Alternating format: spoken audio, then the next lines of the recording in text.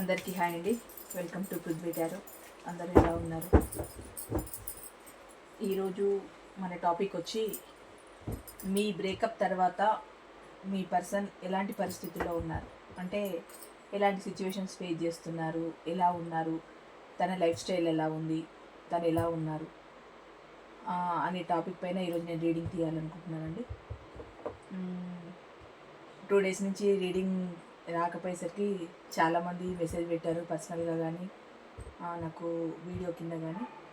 Sorry అండి, కొంచెం బిజీగా ఉండడం వల్ల పెట్టలేదు. నేను వీడియో చేయొద్దని కాదు, మిమ్మల్ని ఇబ్బంది పెట్టాలని కాదు, కొంచెం బిజీగా ఉండడం వల్ల వీడియో చేయలేకపోయాను. ఇంకెప్పుడు మీకు అసౌకర్యం మాత్రం కలిగించను. సాధ్యమైనంత వరకు వీడియోస్ పెడుతూనే ఉంటాను. ఓకే అండి, ఈరోజు టాపిక్ మీ బ్రేకప్ తర్వాత మీ పర్సన్ ఎలాంటి పరిస్థితుల్లో ఉన్నారు. ప్లీజ్ యూనివర్స్ చెప్పండి, మా వీవర్స్ యొక్క బ్రేకప్ తర్వాత వాళ్ళ పర్సన్స్ ఎలాంటి పరిస్థితుల్లో ఉన్నారు, ఎలాంటి సిచ్యువేషన్లో ఉన్నారు, ఎలాంటి లైఫ్ స్టైల్ లీడ్ చేస్తున్నారు, ఎలా ఉన్నారు. ప్లీజ్ యాక్యురేట్ రీడింగ్ ఇవ్వండి, పాజిటివ్ రీడింగ్ ఇవ్వండి.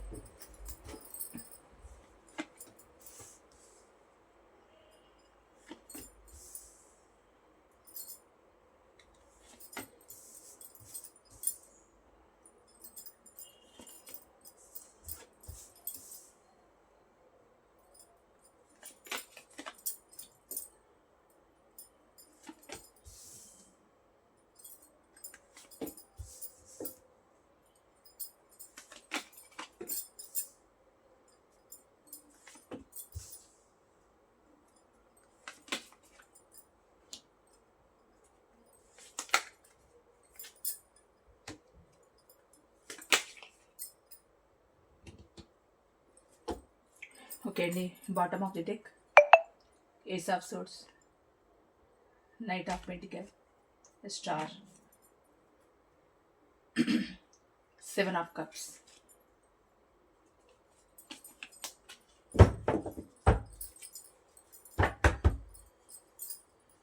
ఓకే అండి, మీ బ్రేకప్ తర్వాత మీ పర్సన్ ఎలాంటి పరిస్థితుల్లో ఉన్నారు, ఏం చేస్తున్నారు, అసలు ఎలా ఉన్నారు అంటే కొందరికి దగ్గరలో ఉండి వాళ్ళు ఏం చేస్తున్నారో కొద్దో గొప్ప తెలిసి ఉంటుందండి. ఎందుకంటే మీరు కొంచెం దగ్గరలో ఉన్నా, లేదా మీ ఆఫీస్లోనే ఉండి ఉన్నా, ఒకే వర్క్ ప్లేస్లో పనిచేస్తూ ఉన్నా, కొంచెం దగ్గరలోనే ఉన్నా, ఇంటికి దగ్గరలో ఉన్నా, ఎలాగున్నా కొంచెం తెలుస్తూ ఉంటుంది కదా. కొంతవరకు విషయం తెలిసినా కూడా కొంతవరకు తెలియదు కదా.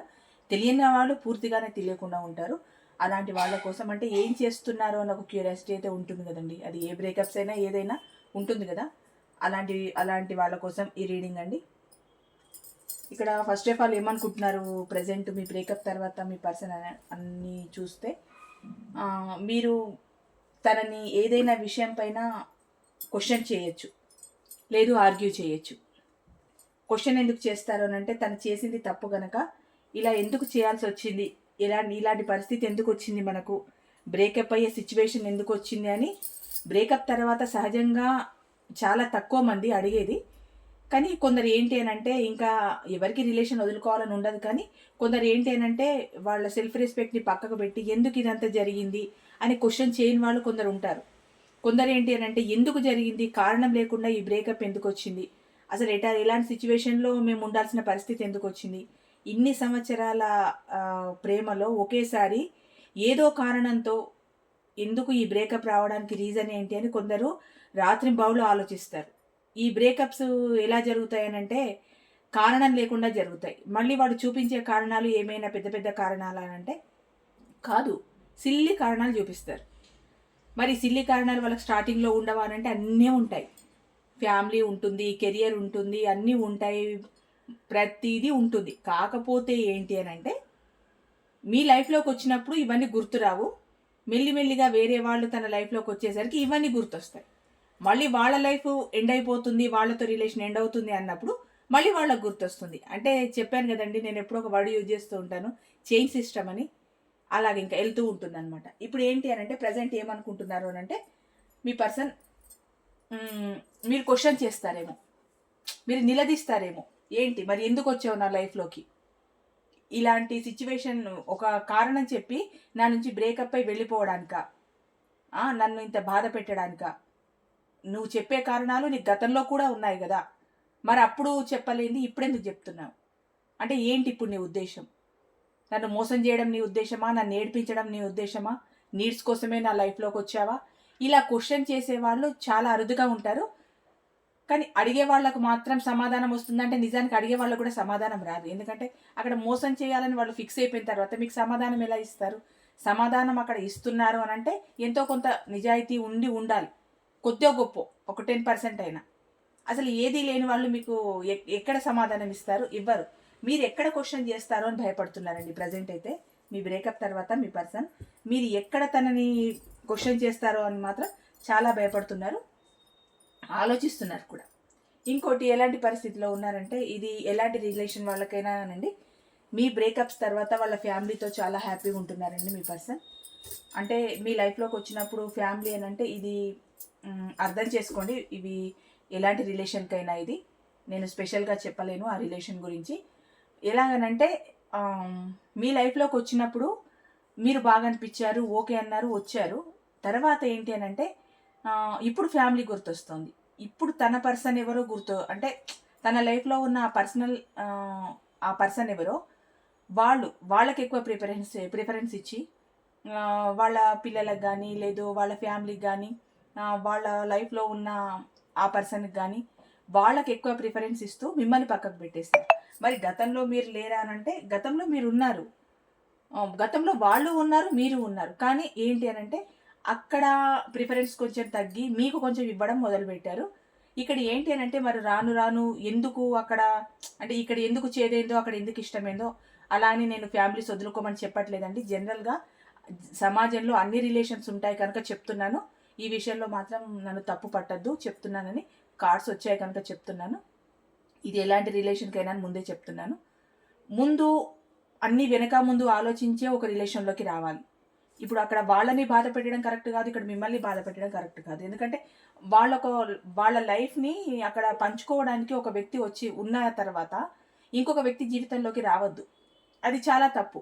సరే వచ్చారు, వచ్చిన తర్వాత అవి నీడ్స్ కోసమే వచ్చారా, ఫైనాన్స్ నీడ్స్ కోసమే వచ్చారా, ఎలాంటి నీడ్స్ కోసం వచ్చారో అది ఫుల్ఫిల్ అయిన తర్వాత వీళ్ళను బాధకు గురి చేసి వెళ్ళొద్దు. ఉంటే ఒక ఫ్రెండ్ లాగా కంటిన్యూ అయిపోవాలి, ఒక ఫ్రెండ్ లాగా ఉండాలి. అయినా వాళ్ళ లైఫ్లో ఇంకొక పర్సన్ ఉన్నారన్న తర్వాత రిలేషన్ని మెయింటైన్ చేయడం చాలా తప్పు. సరే ఒక ఫ్రెండ్ లాగా ఉన్నారనంటే ఈ రోజుల్లో ఆడమగ ఫ్రెండ్స్ అందరూ ఉంటున్నారండి. అందరు రిలేషన్ కంటిన్యూ చేస్తున్నారంటే అందరు రిలేషన్స్ ఏం పెట్టుకోరు.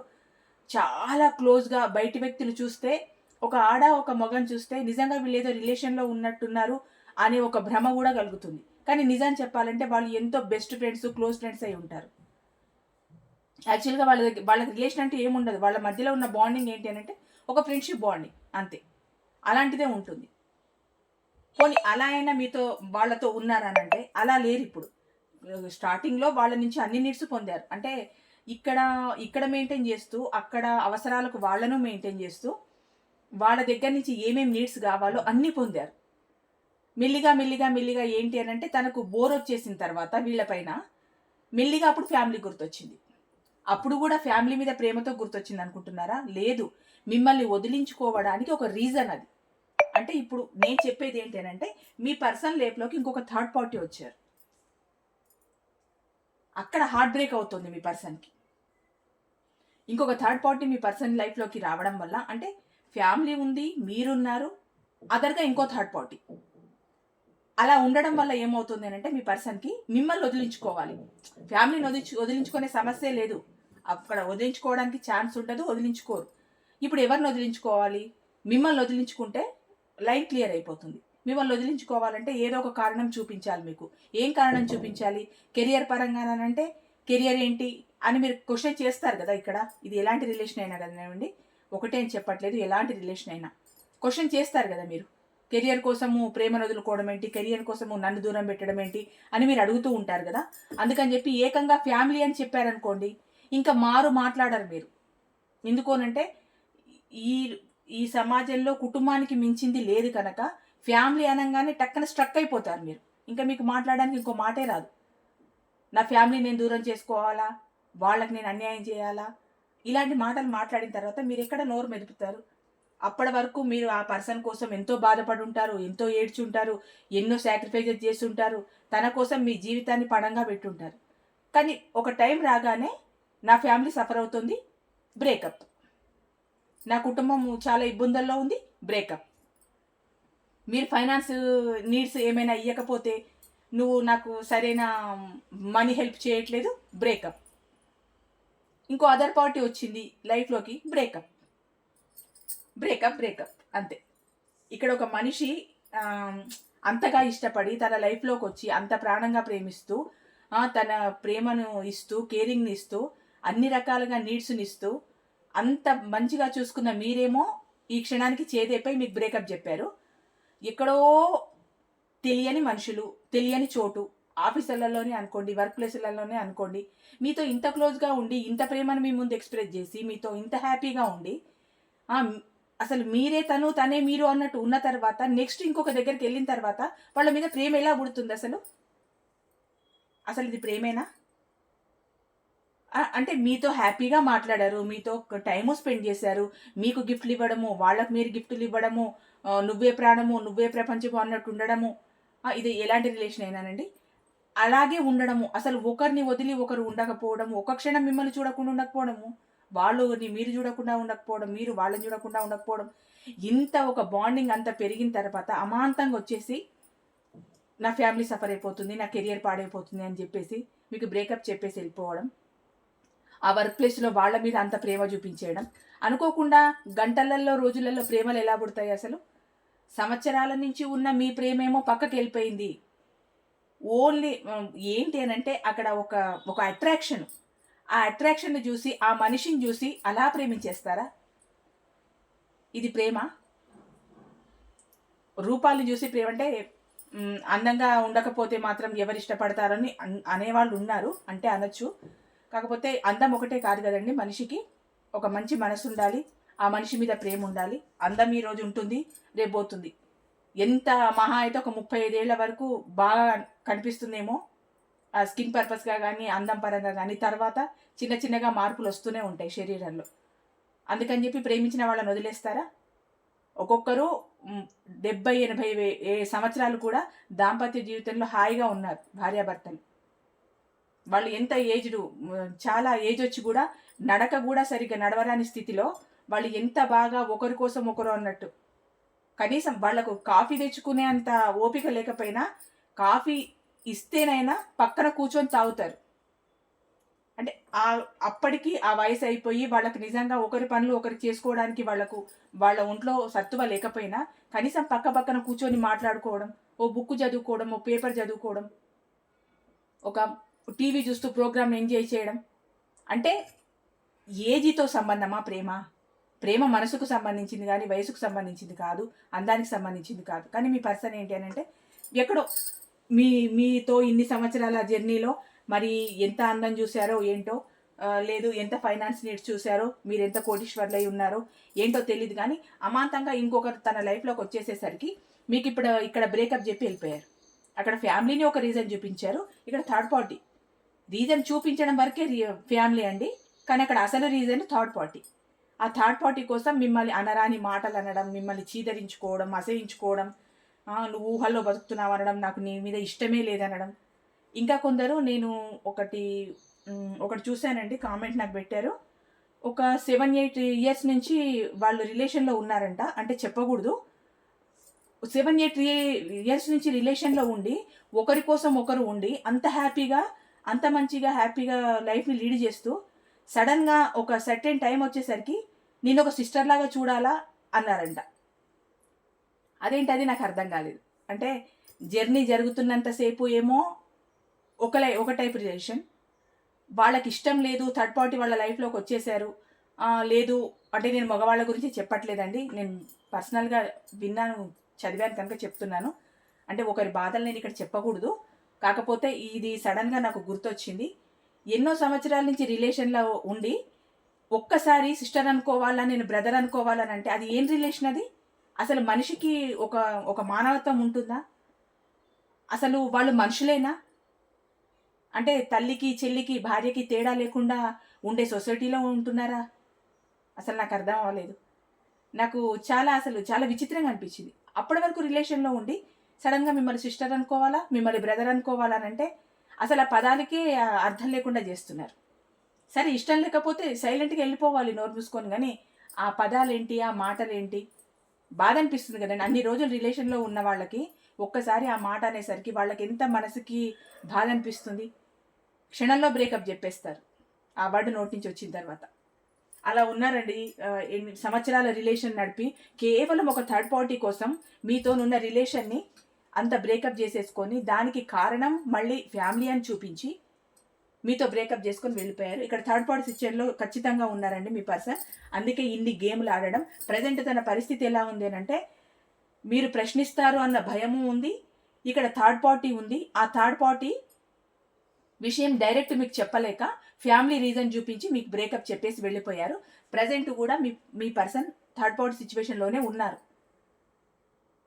అంటే ఎటువంటి స్థితిలో ఉన్నారు మీ బ్రేకప్ తర్వాత అంటే థర్డ్ పార్టీ సిచ్యువేషన్లోనే ఉన్నారు. అక్కడ ఎంత హ్యాపీగా ఉన్నారు అన్న విషయం తెలియదు, కానీ థర్డ్ పార్టీ సిచ్యువేషన్లో ఉన్నారు. ఇప్పుడు ఏంటి అని అంటే మీతో రీయూనియన్ జరగాలి. అక్కడంతా అయిపోయింది. ఇంకా ఏంటి అని అంటే థర్డ్ పార్టీ ఒక కారణం చూపించడం, ఫ్యామిలీని కారణం చూపించడం, థర్డ్ పార్టీతో ఎంజాయ్ చేయడం, కావాల్సిన నీడ్స్ అందుకోవడం, మళ్ళీ అక్కడ ఏం చెడిందో తెలియదు. మరి ఇప్పుడు మీ దగ్గర రావాలనుకుంటున్నారు. ప్రజెంట్ మీ దగ్గరకు వచ్చి మీతో రీయూనియన్ చేయాలనుకుంటున్నారు. ఇంకొకటి, ఎంత రిస్క్ అయినా తీసుకోవాలనుకుంటున్నారండి మీ పర్సన్. అంటే మీతో రీయూనియన్ చేయడానికి ఎలాంటి రిస్క్ అయినా తీసుకోవాలనుకుంటున్నారు. ఇది వీళ్ళకి అలవాటే కదండి. ఎందుకంటే ఇప్పుడు ఎంతో రిస్క్ చేసి సంవత్సరాల తరబడి ఉన్న మీ రిలేషన్ని ఒక చిన్న కర్రని విరిచేసినట్టు ఇలా విరిచిపడేసి మీ మొహాన కొట్టేసి ఇంకా నీకు నాకు ఏ సంబంధం లేదు అని చెప్పి వెళ్ళిపోయి ఇప్పుడు అక్కడ కొత్త రిలేషన్ స్టార్ట్ చేశారు కదా. అక్కడ కొత్త రిలేషన్ స్టాప్ చేసేసి మళ్ళీ మీ దగ్గరకు వస్తారు. మళ్ళీ మీ దగ్గర బోర్ కొట్టినప్పుడు ఇంకో దగ్గరికి వెళ్తారు. మేడం ఎప్పుడు నెగిటివ్గానే చెప్తారా అని అంటే మనం తీసుకున్న టాపిక్ అలాంటిది, వచ్చిన కార్డ్స్ అలాంటివండి. నేను ఎప్పుడు నెగిటివ్ చెప్పాలని అనుకోను. వ్యక్తుల మనస్తత్వాలు ఖచ్చితంగా ఇలా ఉంటాయి. కార్డ్స్లో వచ్చిన రకంగానే వాళ్ళ వ్యక్తిత్వాలు ఉంటాయని నేను చెప్తున్నాను. నాకు ఎప్పుడు నెగిటివ్గా చెప్పాలని ఉండదు. ఇంకొకటి, షుగర్ కోటింగ్ చేయాలని నాకు అస్సలు ఉండదు. ఏంటి అని అంటే ఎలాంటి రిస్క్ అయినా తీసుకోవాలనుకుంటున్నారు మీకోసం. ఇక్కడ ఏంటి అని అంటే మిమ్మల్ని చాలా అడ్మైర్ చేస్తున్నారండి. ఎందుకు చేయరు?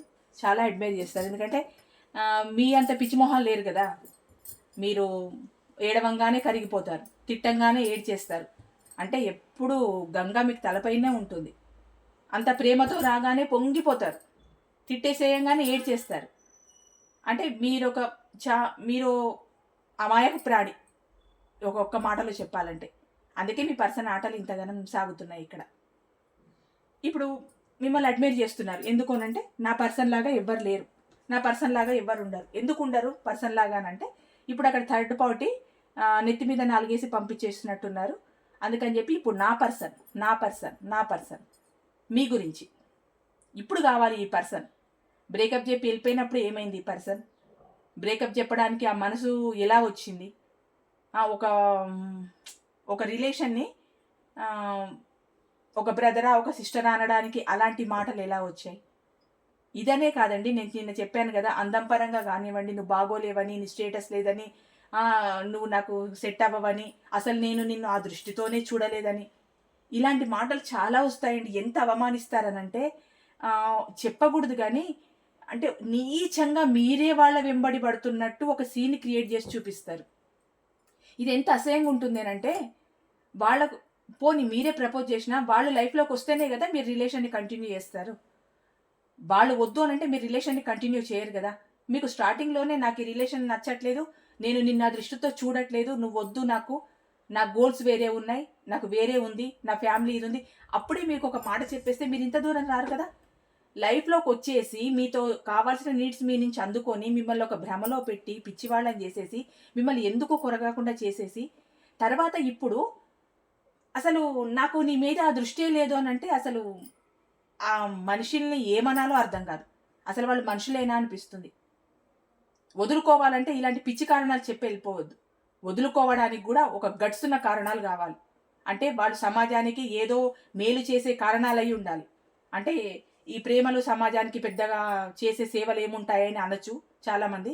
కాకపోతే ఒక సమాజ సేవకు వెళ్ళేవాళ్ళు, ఒక ఆర్గనైజేషన్ని లీడ్ చేసేవాళ్ళు, ఫ్యామిలీ కోసమే, తల్లిదండ్రుల కోసమే బతికేవాళ్ళు, వీళ్ళు లేనిది ఆ ఫ్యామిలీ ముందుకెళ్ళదు అని అనుకునేవాళ్ళు, ఇలాంటి వాళ్ళండి సాక్రిఫైస్ చేసేది, బ్రేకప్స్ చెప్పేది. ఎలా అంటే అలా మిమ్మల్ని మీరు వాళ్ళ లైఫ్లోకి వెళ్ళిన తర్వాత మీతో 4 రోజులు ఉండి మీరు బోర్ కొట్టంగానే ఇంకొకరి లైఫ్లోకి వెళ్ళిపోయి నీడ్స్ కోసం వాళ్ళకి అక్కడ బ్రేకప్ చెప్పేసి ఇక్కడ ఫ్యామిలీ దగ్గరకు వచ్చి, ఇది ప్రేమ కాదు, ఇది చీటింగ్, మోసం. ఇంత మోసం చేశారు చూడండి మీ పర్సన్ మిమ్మల్ని. ప్రజెంట్ ఏమో మిమ్మల్ని అడ్మైర్ చేస్తున్నారు. ఇక నా పర్సన్ లాంటి పర్సనే లేదని అనుకుంటున్నారు మీ పర్సన్.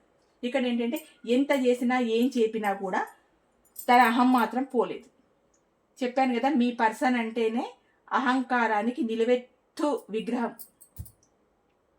ఇంకంతే, ఎక్కడా కూడా తగ్గరు. మరి ఇప్పుడు మీ పర్సన్ మీ లైఫ్లోకి వచ్చినాక మీరు తగ్గాలా? మరి మీకు కూడా ఈగో, యాటిట్యూడ్, మీకంటూ ఒక సెల్ఫ్ రెస్పెక్ట్, నేను అనే ఒక కాన్ఫిడెన్స్ మీకు ఉంటాయి కదా. ఇప్పుడు వచ్చి రాగానే అనగానే మీరేం వెళ్ళిపోరు కదా. సరే, వాళ్ళకు 100% ఉంటే మీకు ఒక 50% ఉండదా? అహం అలంకారం కావాలి, కానీ అహం ఎక్కువగా ఉంటే కనీసం పలకరించే వాళ్ళు కూడా ఎక్కువ పలకరించారు. అహం ఎప్పుడు ఉండాలి? మన సెల్ఫ్ రెస్పెక్ట్ కాపాడుకోవడానికి ఉండాలి. అనవసరంగా మనల్ని ఎవరైనా ఒక మాట అన్నా, మనల్ని ఎవరైనా నిందించినా, చేయని తప్పుకు నువ్వు చేసావని వాళ్ళు అన్నా, ఇలాంటి టైంలో మనల్ని మనం సెల్ఫ్ డిఫెండ్ చేసుకోవడానికి అప్పుడు ఒక రకమైన యాటిట్యూడ్ మన నుంచి బయటకు వస్తుంది. ఎందుకంటే అక్కడ మనం తప్పు చేయం కదా. నిరూపించుకోవాలంటే చిన్నగా గట్టిగా మాట్లాడాల్సిందే. అప్పుడు ఒక తెలియని ఒక ఫేస్ మనలో కనిపిస్తుంది. అది దేనికోసం? మనల్ని మనము నిరూపించుకోవడం కోసం. కానీ ఇక్కడ ఏంటి? నిరూపించుకోవడానికి కాదు, నేను ఇంతే అని చెప్పడానికి. నేను ఇలాగే ఉంటాను, ఇంతే ఉంటాను, నథింగ్. నా లైఫ్లో ఇంకా 100 మంది వచ్చి వెళ్ళినా నన్ను ఎవరు క్వశ్చన్ చేయొద్దు, నన్ను అడగద్దు. ఒకవేళ రావాలనుకుంటే నీకు నువ్వుగా రావాలి అనే తత్వంతో ఉన్న పర్సన్ అనమాట. చాలా అహంకారంతో కూడిన పర్సన్ మీ పర్సన్. ఇక్కడ ఏంటి అని అంటే మీ గురించి తెలుసుకోవడం కూడా స్టార్ట్ చేశారండి. అంటే మీ బ్రేకప్ తర్వాత ఇప్పుడు ఎవరెవరు ఎలాగున్నారో తెలియదు కదా. చెప్పాను కదా స్టార్టింగ్లోనే, ఎంత దూరంలో అయినా ఉండొచ్చు, మీరు ఒక దగ్గర వాళ్ళు ఒక దగ్గర ఉండొచ్చు. అంటే మీ రిలేషన్ ఉన్నంత వరకు ఒకే దగ్గర ఉన్న మీరు, మీ బ్రేకప్ తర్వాత మీకే మనసుకు బాధ అనిపించి వాళ్ళకు దూరంగా ఉండాలన్న ఉద్దేశంతో మీరు వాళ్ళకి చాలా దూరంగా వచ్చి ఉంటారు. అంటే మీ పర్సన్కి మీరు ఎక్కడున్నారో తెలియద్దు అన్న ఉద్దేశం కూడా మీకు అయి ఉంటుంది. ఎందుకు అనంటే మీకు పదే పదే కనిపించిన వాళ్ళ గురించి తెలిసిన మీకు మనసులో ఒక తెలియని బాధ. వాళ్ళని మర్చిపోదాం అనుకున్న స్టేజ్లో మీరు ఉన్నప్పుడు సడన్గా వాళ్ళు కనిపించేసరికి మనసంతా అలజడిగా ఉంటుంది. ఇంకా ఆ రోజు తిండి తినాలనిపించదు, నిద్రపోవాలనిపించదు. ఎందుకైనా బయటికి వెళ్ళానా, అనవసరంగా ఈ పర్సన్ నాకు కనిపించారే అన్న ఫీలింగ్ కూడా మీకు ఉంటుంది. అవసరమే లేదు, ఇంకా ఎందుకులే, ఎక్కడికి వెళ్ళినా కనిపిస్తారు, ఇంకా అవసరమా? ఒకవేళ దగ్గరలో ఉండుంటే అవసరమా అనుకున్నారు, మీరే దూరంగా ఉన్నారు. యాక్చువల్ చెప్పాలంటే ఇన్ని రోజులు మీ పర్సన్ మిమ్మల్ని ఇగ్నోర్ చేసి దూరం పెట్టారండి. కానీ ఇప్పుడు మీరేంటంటే మీరు ఇగ్నోర్ చేస్తున్నారు, మీ పర్సన్ని మీరు దూరం పెడుతున్నారు. ఇది అంటే ఇగ్నోర్ చేయమని నేను చెప్పాను, కానీ సెల్ఫ్ రెస్పెక్ట్ కాపాడుకోండి. జీవితంలో సెల్ఫ్ రెస్పెక్ట్కి మించింది ఏదీ లేదు, కుటుంబానికి మించింది ఏదీ లేదు. ఎవరో అనామకుల కోసం మీరు మీ ఊరికే బతిమలాడుకోవడం, అడుక్కోవడం, వాళ్ళతో తిట్టు తినడం, చివాటు తినడం ఎందుకండి? మనల్ని కన్న అమ్మా నాన్నే ఒక మాట అనడానికి భయపడతారు, బాధపడతారు. భయపడతారు అని అంటే ఎందుకులే, ఎందుకు అనడం వాళ్ళను అన్న ఒక భయము ఉంటుంది, ఎందుకు అనాలి అన్న ఒక ఆలోచన ఉంటుంది. చిన్నపిల్లలు కదా, ఎందుకు అనాలి అన్నట్టు.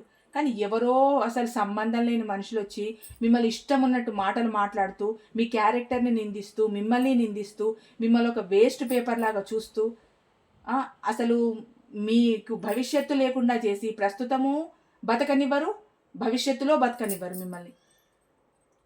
ఇలాంటి పర్సన్స్ వచ్చి మిమ్మల్ని తిడుతూ, మిమ్మల్ని నిందిస్తూ, మీ క్యారెక్టర్ని అంటూ ఎన్నెన్నో మాటలు అంటుంటే, ఇలాంటి వాళ్ళకి మీరు చెంపపెట్టుగా మీరు సెల్ఫ్ రెస్పెక్ట్ కాపాడుకొని మీకు మీరుగా ఏంటి అని అంటే ఒక ప్రాక్టికల్గా ఉండడమే బెటర్. అంటే మేడం మీరు రిలేషన్ వదులుకోమని చెప్తున్నారని అంటే నేను రిలేషన్ వదులుకోమని చెప్పట్లేదండి. ఇప్పుడు మీ పర్సన్ వస్తే మీరు హ్యాపీగా మీరు వెళ్ళి రిలేషన్ని కంటిన్యూ చేయొచ్చు. కానీ ఎలాంటి పర్సన్ ఉండాలి? ఇప్పుడు ఇలాంటి నాటకాలు ఆడే పర్సన్ని మీరు నమ్ముతారా?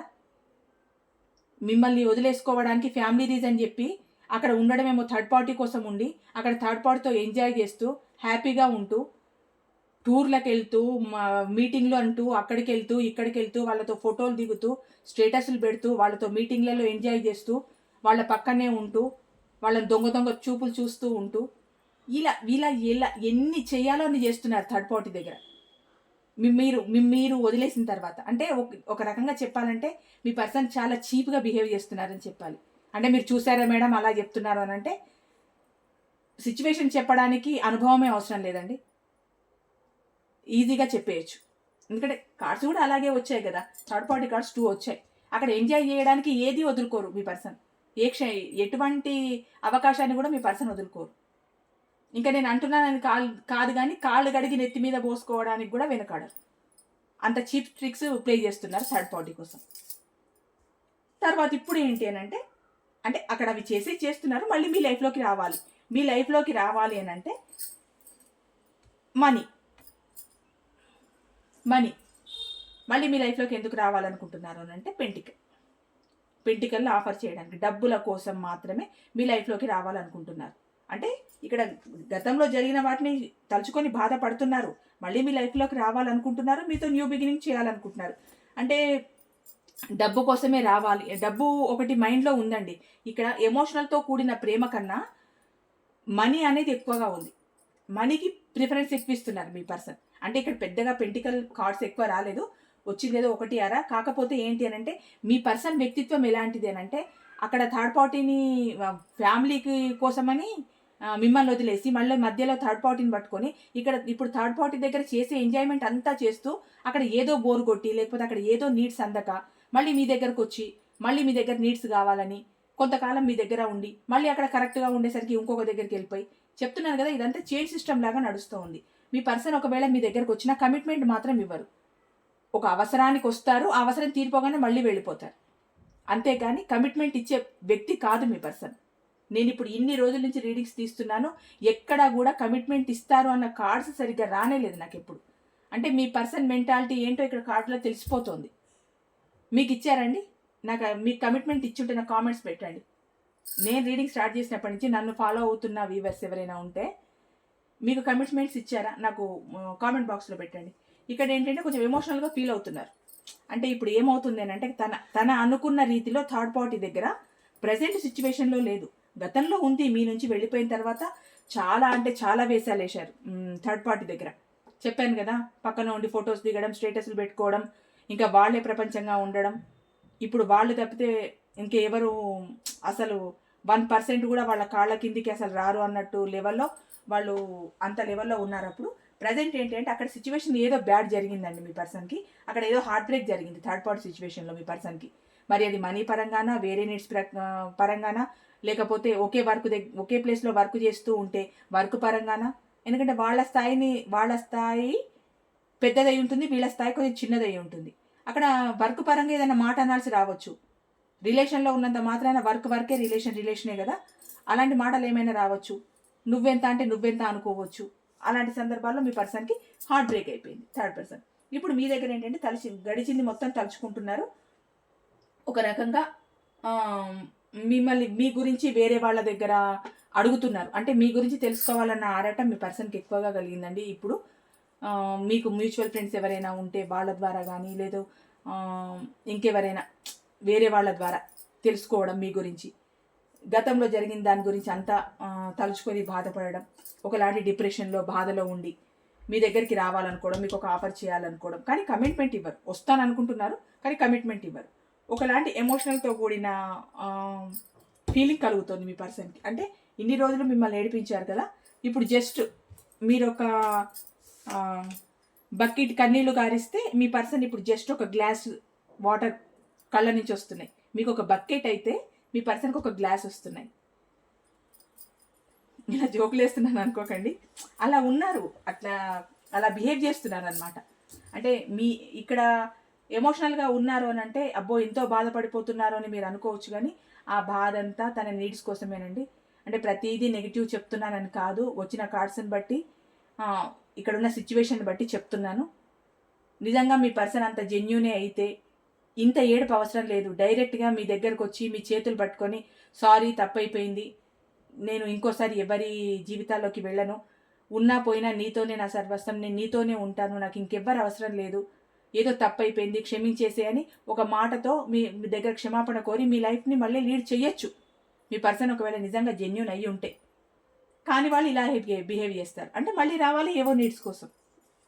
ఇప్పుడు వర్క్ పరంగా ఎక్కువ కష్టపడుతున్నారండి మీ పర్సన్. తెగ వర్క్ చేసేస్తున్నారు. ఎన్ని కోట్లలో ఉంటుందండి మీ పర్సన్ శాలరీ? తెగ కష్టపడుతున్నారు. ఇక్కడ ఏంటి అని అంటే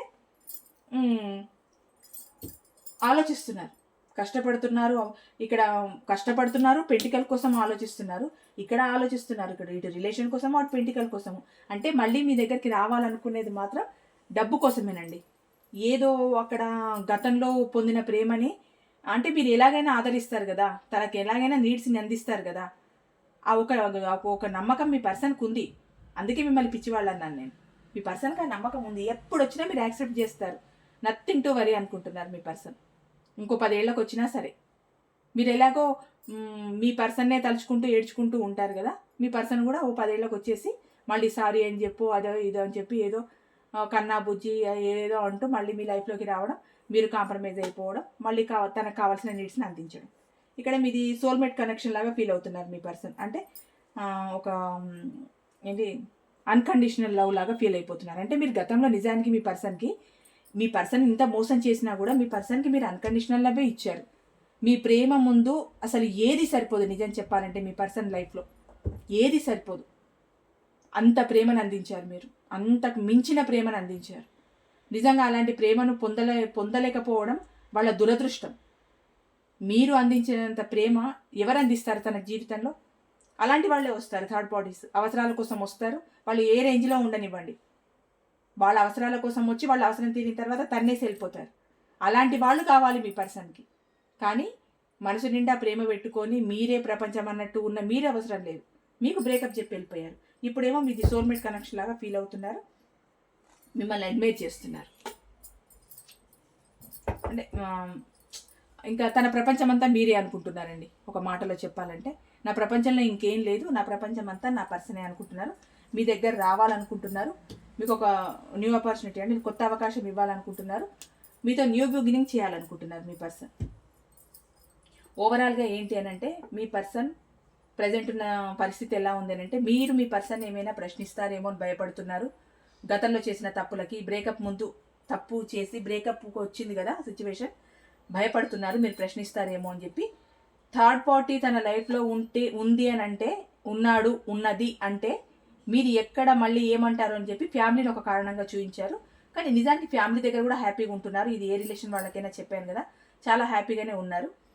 ఇక్కడ ఏంటంటే వీళ్ళంతా మళ్ళీ అక్కడ చిన్నగా బాధ కలిగి అక్కడ సరైన నీడ్స్ అందక మళ్ళీ వాళ్ళు ఏదో ఒక మాటని వీళ్ళని బాధ పెట్టేసరికి మళ్ళీ మీ దగ్గర రావాలి, రీయూనియన్ చేయాలనుకుంటున్నారు. మళ్ళీ దానికోసం ఒక రిస్క్ అయినా తీసుకుందాం అనుకుంటున్నారు. మిమ్మల్ని మెచ్చుకుంటున్నారు, అడ్మైర్ చేస్తున్నారు. ఎంత ఒప్పుకొని ఎంత చేసినా తన అహం మాత్రం వదలట్లేదు. మీ గురించి బయట వ్యక్తుల ద్వారా తెలుసుకుంటున్నారండి. గతంలో జరిగిన పొరపాట్లను తలుచుకొని బాధపడుతున్నారు. వర్క్ పరంగా ఎక్కువ ఇంట్రెస్ట్ చూపిస్తున్నారు.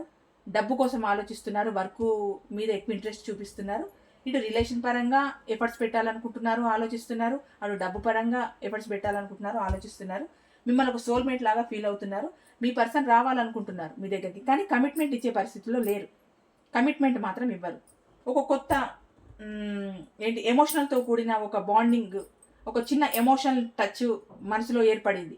అంటే మీరు చూపించిన ప్రేమకి తన మనసులో ఒకలాంటి ఎమోషన్ చిన్నగా అట్లా చిమ్మేసింది అనమాట.